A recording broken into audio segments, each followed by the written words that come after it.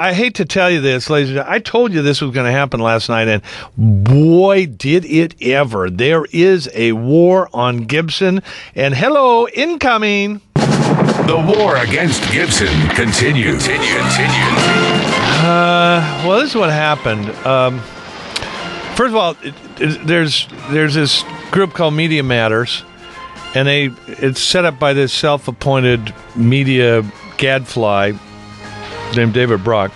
But let's just say it is a very left-wing blog, media blog, attacks anybody who expresses any sort of conservative idea, even when an occasional liberal will stupidly step into that kind of mistake. Trash him pretty good. Been going after me for a while.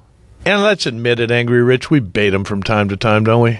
No idea what you're talking about. Anyway, so a couple of days ago, and we have done this before, Jon Stewart of The Daily Show, who is a brilliant comedian, and kids, I hate to break the news to you, he is not a news anchor. He's been attacking Bush, and, you know, to Stewart's credit, Stewart's not a stupid guy. He is a nice guy. I've appeared on his show. He's very cordial to me. Tried to get me fired. Just admit it. Fox is the same as Al Jazeera. Sorry, John. No. He believes, like a lot of liberals do, Iraq was the wrong war. When you go back and listen to Stewart's emotional, heartfelt thing after 9/11, and listen to what he's saying now, it doesn't really click. If you were worried about what happened in 9/11, then why are you against wiretapping? If you think that bringing down the World Trade Center was a horrible tragedy for New York City, why are you against us leaving this country and fight the people who would come here and attack us? And even if you think Iraq had nothing to do with 9/11, do you honestly think that Iraq was not the most likely next country to launch some plot against us? I'm being brutally attacked on the left. Do you want to yell at me, too, for daring to, all right, insult the sainted Jon Stewart, who is untouchable? Considering I like Jon Stewart, I probably was a little mean to him. But the point was, excuse me, if you had that attitude on 9/11, why do you prevent this president from doing what you wanted that day? Find these guys, find the next guys who would do such a thing, and stop them, even if you have to kill them. That is the message I got out of his emotional outpouring that day. Why, then, is he so opposed to Bush doing precisely that?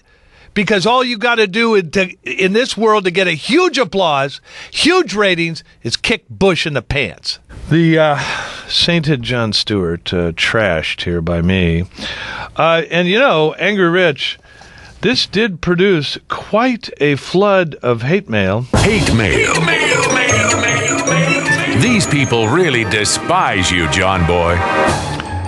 This comes from, I love these things.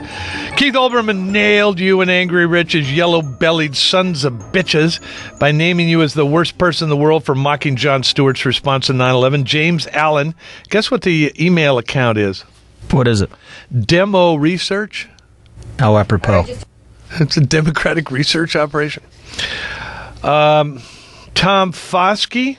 Oh, and this is another thing. I interviewed a guy on my TV show who said whose column, in his column, he said, we need another 9/11. And I had him on to say, really? We need one? I mean, I think we're really not going to get serious until something like that happens again. But need? That might be going a little far. Need? Well, that's got conflated into me saying. You said it, right? Yeah. This is what I mean. These websites lie and misinterpret.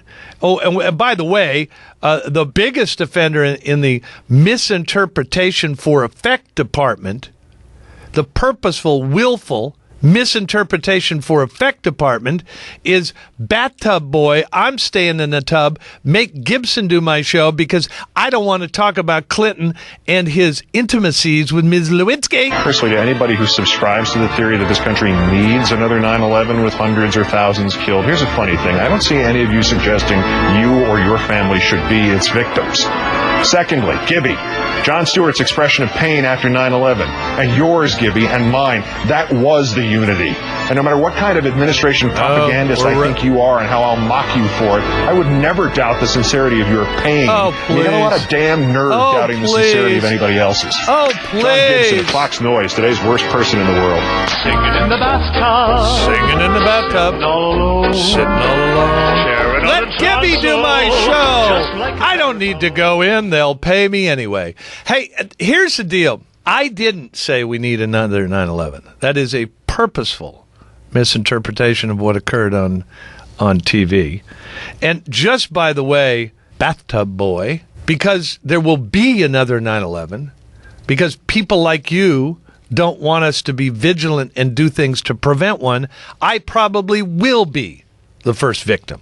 I have no doubt it'll occur in somewhere around the World Trade Center or somewhere around Times Square. Well, guess where I am all day long. So sitting over in the safe environs of the swamp in Secaucus, the man with the bubble bath will be safe. I'm gonna stay in the bathtub till the soap disappears. Stay till I'm ready. Wait a minute. Hate mail. Yeah, I was right in the middle of hate mail. We need another 9/11. Only an insane neocon chicken hawk would make a statement like this, which I didn't. You are typical of the privileged, overpaid blowhards who call for war, talk tough, but have never put themselves in harm's way to defend this country.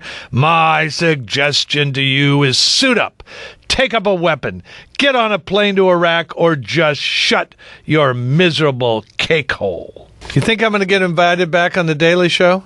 Yes, To be savaged. that's right. To be ambushed.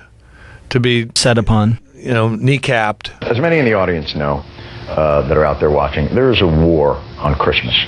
Yeah, I think he's got it in for me, frankly. People in Berkeley, California, and the Upper East Side of Manhattan call him I think he's the Antichrist. the friggin' Antichrist. John Gibson I come from hell. on Fox News Talk.